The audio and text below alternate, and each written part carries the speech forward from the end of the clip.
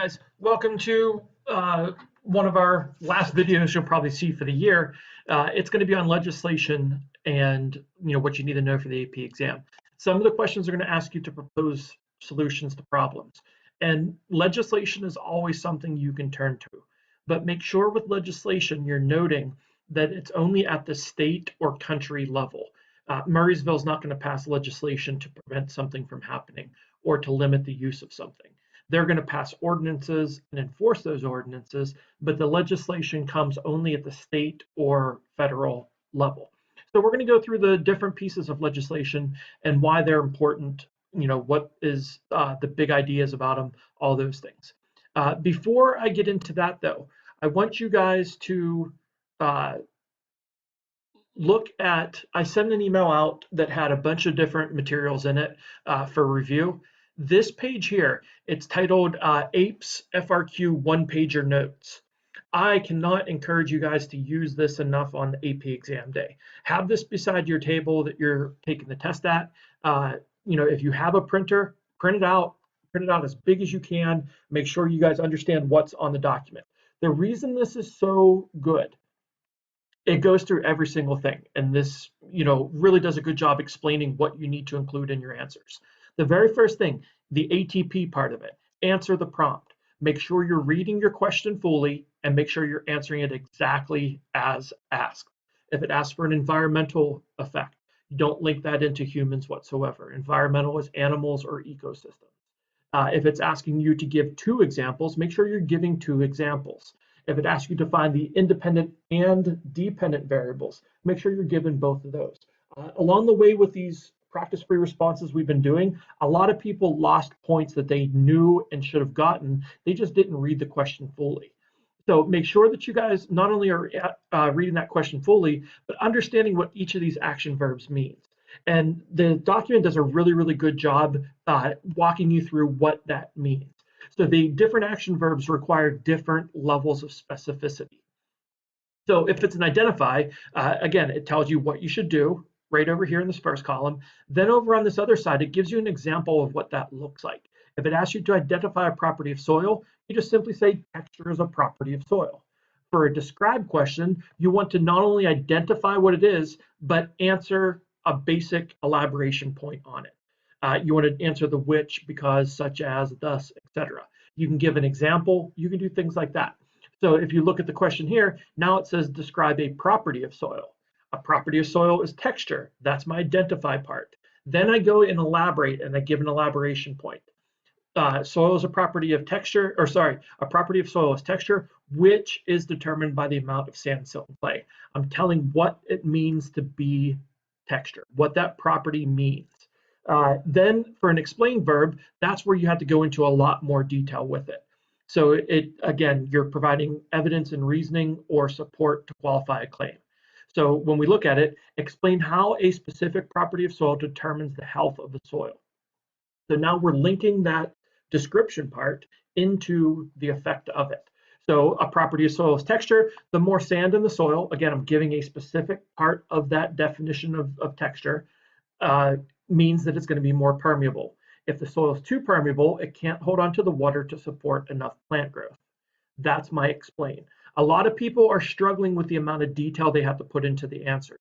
This does a really, really good job explaining that level of detail. People are either putting too little or they're putting too much. If you put too much, you run the risk of talking yourself out of the point. If you're getting too specific and you give a false connection, that's going to lose you the point as well. So make sure you're looking at these and understanding what that action verb is meaning. Again, this sheet is amazing. Please, if you guys have the ability to print it out and make sure that you guys have it there. It focuses on the types of questions we're going to see. You're going to be asked to analyze data this year. You're going to be asked to design experiments or to evaluate experiments.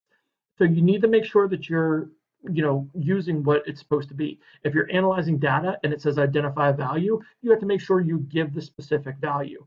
Don't say it falls somewhere between 80 and 150.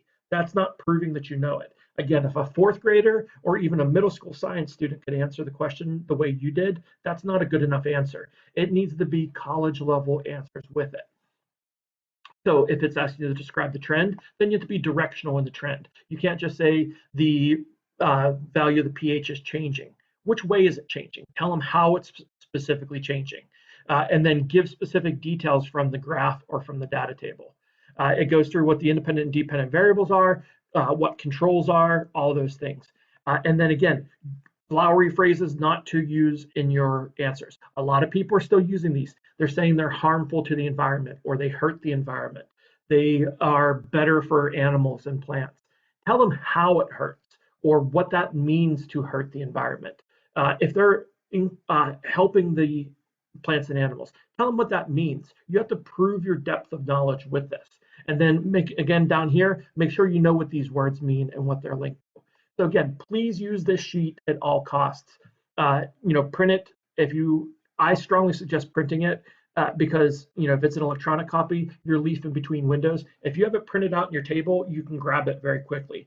I'm at my kitchen dinner table. It's a 6-foot table by 4-foot table, so I could have all kinds of papers out. All I have to do is stand up real quick, grab the paper, bring it over towards me, look at it, and answer my question. So much quicker than trying to remember what document has which in it. So without further ado, the video for today is going to be on legislation. And again, please remember, legislation is only at the state or federal level. A country can pass legislation, a state can pass legislation, but an individual group cannot. Franklin Regional can't pass legislation. And banning is another thing you never want to do. I can't ban something. I can't tell you you're banned from not wearing shorts in class, right? You can wear shorts to my class. There's nothing that gives me the authority to ban it. I can enforce a penalty if you wear shorts. I can say anybody that wears shorts is not able to participate in the lab and has to do an alternative assignment. But I'm not able to ban anything. Even the federal government can't really truly ban something. They can enforce a penalty for doing it, but they can't force you not to do it either. So the legislation that you need to know for our exam this year. The first one is the Clean Air Act. And the Clean Air Act is probably one of the most important pieces of legislation in the environmental science realm because it was the first one to set criteria for pollutants. And it gave a list of 6 criteria pollutants that you have to know. What it means to be a criteria pollutant is that they set standards for the amount that can be released. Standards for amount, and they call it amount in ambient air. And ambient air is just the air around you. It's in your localized area.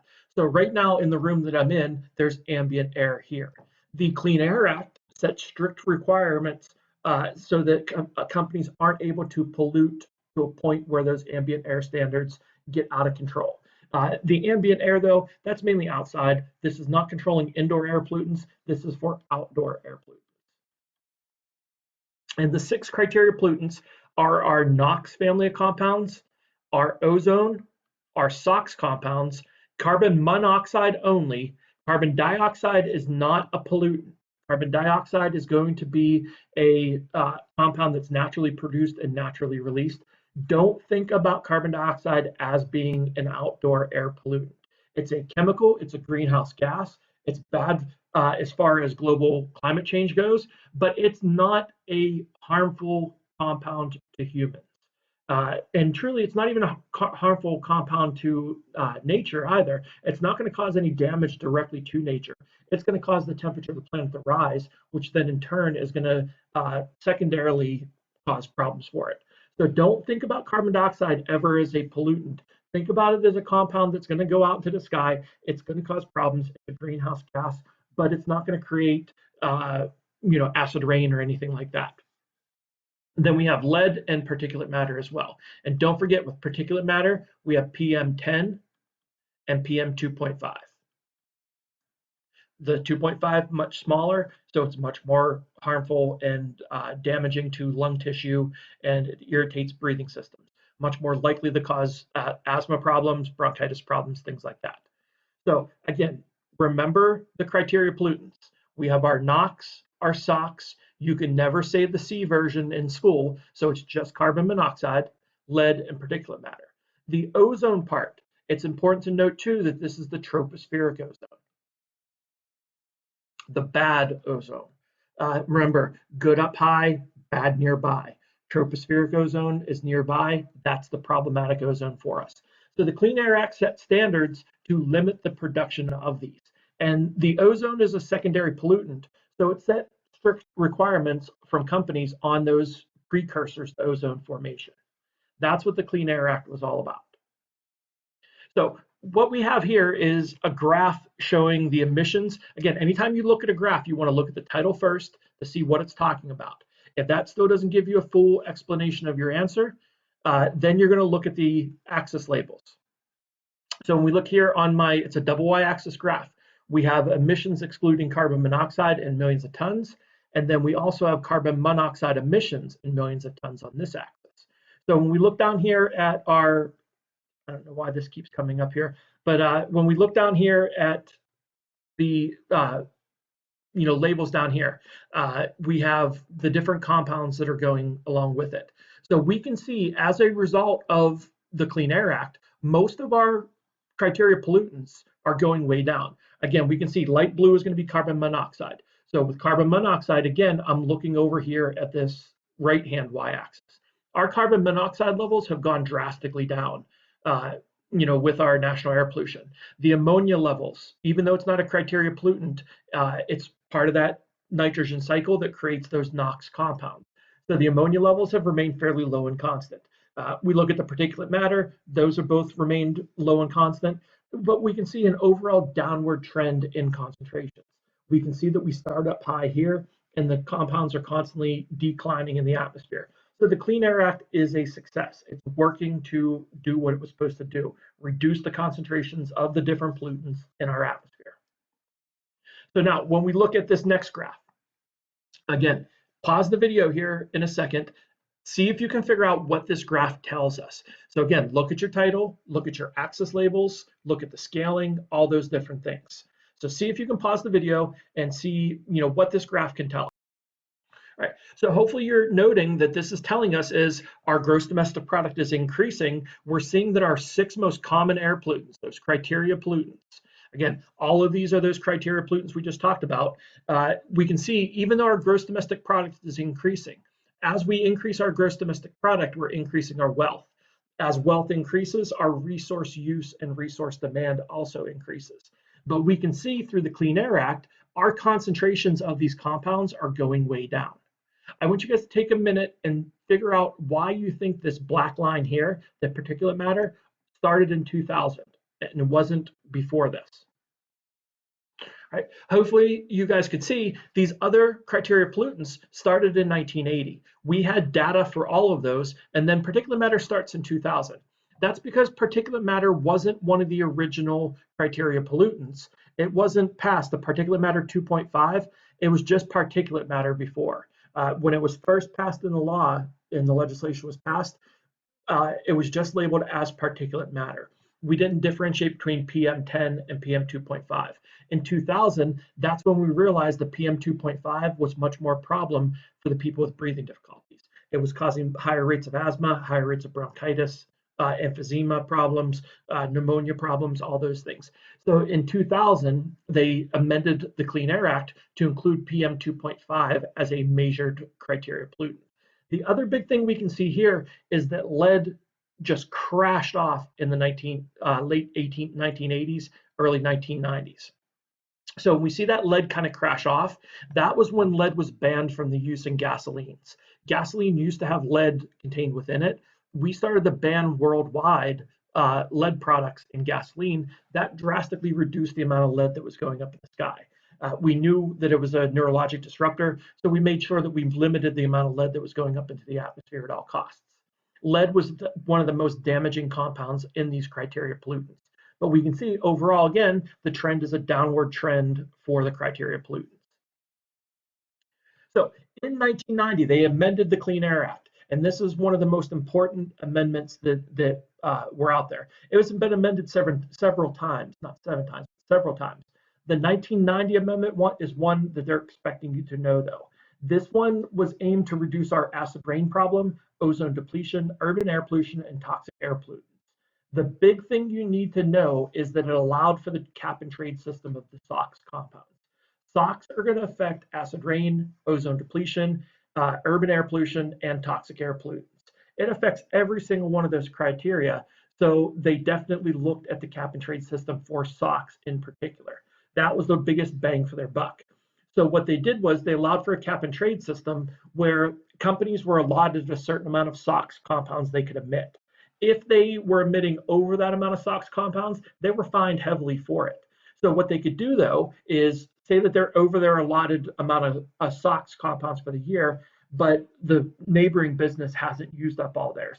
They can then trade for money or for products or whatever to buy some of their SOx emission credits.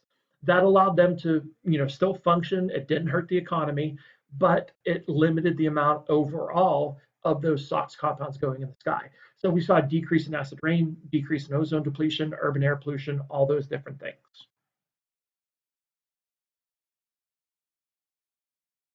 I'm sorry, with this, it also put more stringent requirements on vehicle emissions. For the first time ever, we started seeing emissions requirements for cars. They always had catalytic converters on cars since the 70s, but now they were actually enforcing the usage of those. And they made sure that the catalytic converters were functioning the way they intended to be functioning. They were there to reduce those compounds going up in the sky. So now they were actually testing the cars for the emissions criteria. So our next piece of legislation is CITES. And it's not cities. I didn't misspell it. I know I'm a terrible speller, but I did not misspell this word. It's CITES, Convention on International Trade in Endangered Species. It is a group of countries that came together. Again, it's important to note this is an international agreement. So the Clean Air Act, that was just a United States piece of legislation. Didn't govern world usage just within our borders. Now with CITES though, this is going to be an international agreement, and it's not an actual piece of legislation. It's a group of countries that came together and all agreed that this was an important thing to monitor the trade in endangered species to try to prevent it as much as you could. So when we got those countries together, they all agreed to minimize the trade in endangered species, whether it's a live species that they're trading or it's dead and you're making a product from it. The trade of ivory, for instance, or in some Asian cultures, they use ground up body parts of certain animals for medicinal purposes. If it happens to be an endangered species or threatened species, now they can be punished for that. The convention, the group of countries, maintains a red list of the most at-risk species. So as the species population dwindle and they're starting to become endangered, this is not an endangered species list, even though it's called the Convention on International Trade of Endangered Species. The Endangered Species Act is our country's version of this, but this maintains a red list of the most at-risk species. Those species that are going to become extinct if we don't intervene. So the Convention on International Trade, that bans and limits the ability to trade those endangered species, whether living or dead. You have to have special permits in order to be able to trade those. The problem with this act or this convention is it doesn't have uniform enforcement and it doesn't have uniform penalties. So because of that, the United States didn't agree to it. So every country is up to itself to monitor and maintain and enforce the penalties on it. So because of that, there's a lot of corruption in it, and that's why endangered species aren't protected equally across the planet. Now, our next one is our Clean Water Act. Again, this is just a US act. So with the Clean Air Act, it regulates the discharge of chemicals into the waterway. Anytime you have a point source of pollution, a point source of pollution is an identifiable point source or an identifiable source of pollution. You can point specifically to where the pollution is coming from. So it could be a pipe leading out of a factory. That discharge of water, wastewater, is going to go into the nearby bodies of water, whether it's a lake, a stream, a river, it doesn't matter. If there's a identifiable point source potential for pollution, then that point source of pollution has to be regulated by the EPA. So you have to have a special permit to be able to dump that water, that wastewater, into the nearby bodies of water. And they call them navigable bodies of water. Anything that you can navigate that body of water, then that's going to be a controlled and regulated source of water for people. So if I'm a homeowner, I don't have to abide by the Clean Water Act. If I just have a residential home and say I have a septic system at my home to treat my sewage, the outflow of that into the little stream down over the hill, I don't necessarily have to apply for a permit with that, but I do still have to make sure it's functioning correctly and enforcing municipal standards, things like that. From the Clean Water Act standpoint, it's industry or municipal buildings, things like that. Anytime you have wastewater discharged into a body of water, it has to be monitored and maintained by the EPA. That's going to allow us to have surface water quality standards. We're going to limit how much pollution is going into the water. And again, it's a point source only of pollution. CERCLA is our next one, and it's the Comprehensive Environmental Response Compensation and Liability Act. You may hear it called Superfund. And what a Superfund site is usually it's going to be a defunct business or a company that's gone out of business.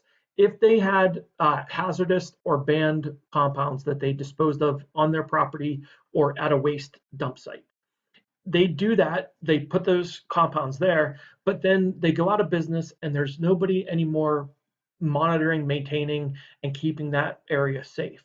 So we have this huge potential for environmental harm. Those tanks or underground storage tanks, or if they're putting it in barrels and burying the barrels, those can start to leak after time. And as they leak, they can leach into the groundwater, into the surface water, into the nearby soil. They can put radiation up into the sky. It doesn't matter what it is. If it's an area where hazardous or banned substances have been stored and have a potential for release or human health risk or pose a human health risk or risk to the environment, they can be claimed as a Superfund site. Now, if you just have a few barrels, they're not going to label it as a Superfund site. These Superfund sites are major potential environmental problems. The first thing they do with the Superfund sites is they try to trace back liability. If the company's still there or the owner of the company is still there, they're going to go back towards that person to fund the cleanup of that. But in most cases, these companies are out of business and they're purposely not cleaning it up prior to going out of business, because we're talking about hundreds of millions of dollars to clean these sites up a lot of times. So if nobody's able to be found liable, then CERCLA pays to clean it up. And the way CERCLA funds itself is they put a tax on petroleum products and chemicals. So if you're in the chemical industry and you're producing certain chemicals, you're going to have to pay a tax to the government on production of those. Petroleum exporters, they have to pay a tax on those. So if you're making compounds with petroleum products, you're paying taxes on that. They raised billions of dollars with that tax, and that's what goes towards cleaning up these Superfund sites. It's done a lot of really good environmental benefit and cleanup for it. It's a great way to mitigate the effects of environmental problems. All right, our next one and the next two really go hand in hand. The Montreal Protocol. Montreal Protocol, again, it was late 80s that it was signed into law, and it addressed the release of ozone-destroying compounds. The big ozone-destroying compound we see are CFCs, chlorofluorocarbons. And it's the chlorine part of the chlorofluorocarbon we're worried about. Each molecule of CFC can destroy 100,000 ozone molecules. And again, this is the good up high ozone, the stratospheric ozone that protects us from the ultraviolet rays. So the Montreal Protocol banned the use of CFCs worldwide. Now they're not able to be used. The problem is those CFCs remain active up in the atmosphere for 50 or 60 years. So when you hear about the hole in the ozone layer, it's not a true hole, it's a thinning of the amount of ozone we have. So the ozone's thinner in that area, that allows more ultraviolet radiation to come down in. So this is an international agreement to, again, fix the problem of ozone thinning. So it's actually seen now that there's major benefits from it. It's been around for, getting close to 40 years now. So what we're seeing over those past 35, 40 years is our ozone layer is getting more robust, and it's starting to get thicker and thicker and thicker. It's recovering from the damage we did by using those CFCs. The other part of this is the Kyoto Protocol. Again, this is another international one, and it's the precursor to the Paris Climate Accords. This was the one aimed at limiting greenhouse gases. It wanted to minimize the amount of global warming we were going to see. Back in the 1990s, when this was passed and the countries all agreed on it, the main one we were worried about was carbon dioxide. We didn't really understand the methane problem and the nitrous oxide problem and all those other greenhouse gases. So they addressed the carbon emissions from countries. It's been amended several times. They've had different protocols and different group meetings again, where they addressed different greenhouse gases and included those in. But the very first one was mainly for carbon dioxide. It since then addressed the methane problem, nitrous oxide, hydrofluorocarbons, uh, uh, perfluorocarbons, and sulfur hexafluoride. This again led us to the G8 summits that addressed the Paris Climate Accords. The Kyoto Protocol, Montreal Protocol, same basic thing. It's a group of countries coming together to solve an environmental problem.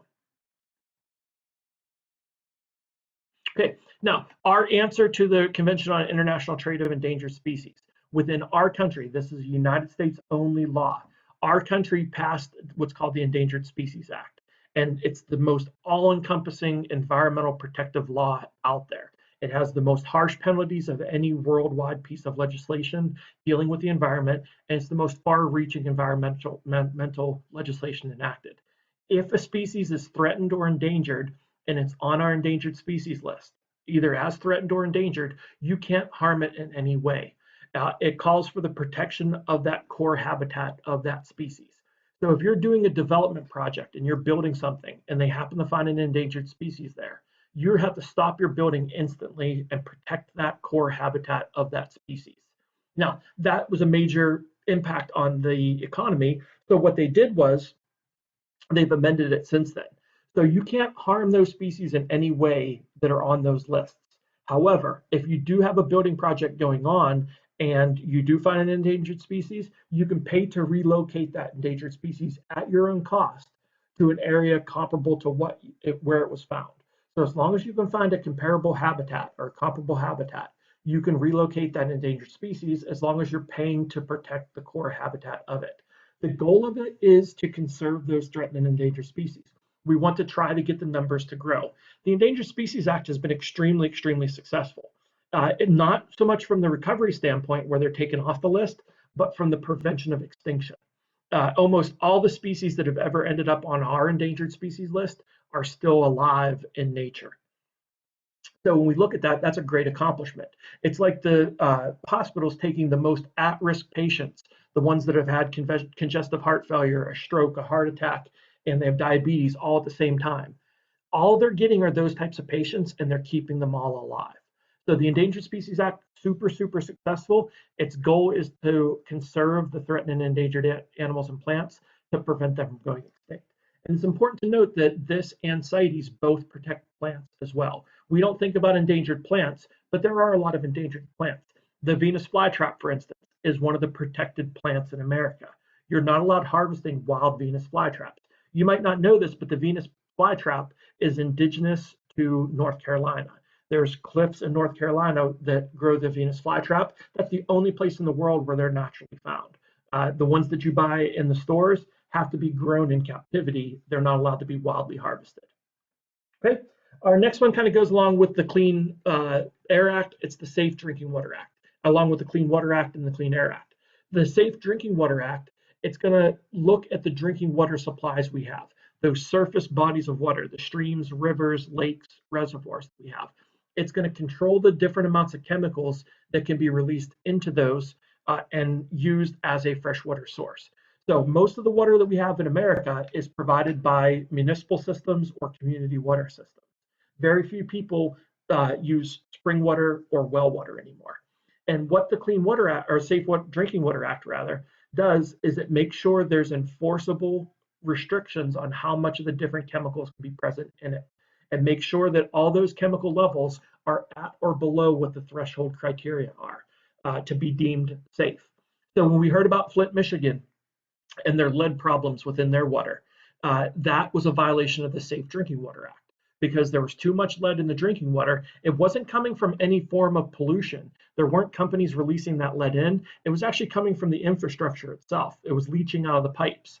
So Flint, Michigan was held liable under the Safe Drinking Water Act, and they had to fix the problem. They're currently digging up all their water pipes in that city and replacing them with lead-free pipes. So again, all the drinking water has to be tested across the country, and it has to be tested for different chemicals. If the chemicals are above those certain threshold levels, then it's deemed to be unsafe and they're in violation of the Safe Drinking Water Act. Okay, our next one is the Delaney Clause. Delaney Clause, think of it as the cancer clause. Any compound known to cause cancer is not allowed to be used in any food, drug, or cosmetic product in America. And again, this is just the American piece of legislation. So what we were finding was there were certain chemicals that were known carcinogens, but they were still used in different things.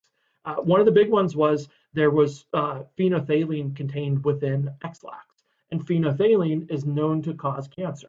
If you're exposed to it in high enough levels and for a long enough amount of time, it can cause cancer for you. So because of that, they had to ban it from use in Ex-Lax. Ex-Lax had to be called off the market. It had to be recalled, and all those chemical formulas had to be reworked. Anytime you see a food or drug recall for carcinogenic problems, odds are it's a violation of the Delaney Clause. Without that clause, those food companies and drug companies and makeup companies could still use those products and still sell them with no problem. Okay, our next one, Resource Conservation and Recovery Act. This one is the cradle to grave law that we have. And cradle to grave is kind of this funky term. It basically means from the time of production to the time where it's stored and disposed of, it has to be regulated. So anytime you have a hazardous waste product, it could be radioactive material, it could be super toxic compounds like mercury, it could be, gosh, I can't even think of some other ones. These chemicals that are out in the world used by industry, things like that, once they're produced, they have to be regulated, monitored, and maintained. So it goes from the time it was generated all through the transportation methods, the treatment of that chemical, the storage of it, and the disposal of it. That has to be regulated by the government and monitored by the government. The goal of the Resource Conservation and Recovery Act is to limit those environmental disasters from having accidental spills of these compounds. For like nuclear waste, they have to be transported and stored for tens and hundreds of thousands of years. So what they have is a big reserve at the Yucca Mountain site. And the Yucca Mountain, I can't remember if it's in Nevada or Colorado. I think it's Nevada. They dug this giant tunnel under the ground, and that's where they store all of our nuclear waste, whether it's from the nuclear power plants or if it's from nuclear bombs that they've built. So that's cradle to grave hazardous waste protection. And that's it as far as the legislation goes that you know. I would watch this video a couple times, take some notes on it. I can put these slides as well on Google Classroom so that you guys have them available. These are the laws and pieces of legislation that College Board is expecting you to know this year.